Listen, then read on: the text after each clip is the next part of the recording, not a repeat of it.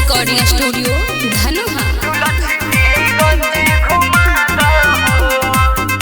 आई नौमी दशहरा के दिन हो, बात माना करना किन किन हो।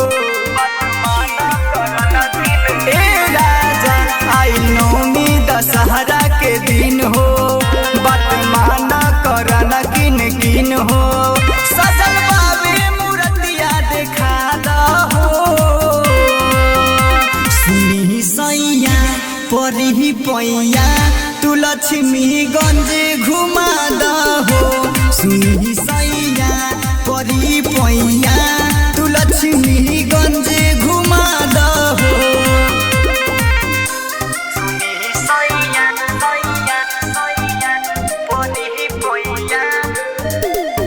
Music by Jaswant Kumar.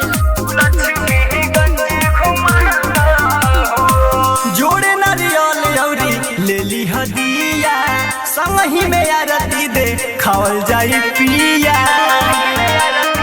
ए राजा जोड़े नारियल औरी ले ली हदिया, संगही में आरती उतारल जाई पिया।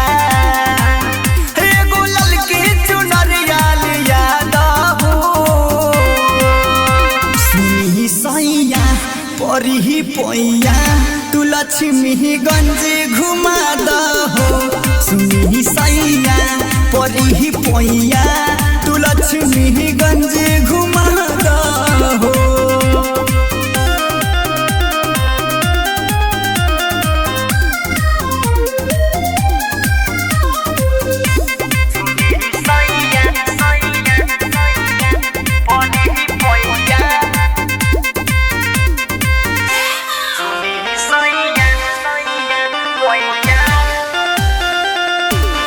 मिक्स बा रोशन रिकॉर्डिंग स्टूडियो धनुहा।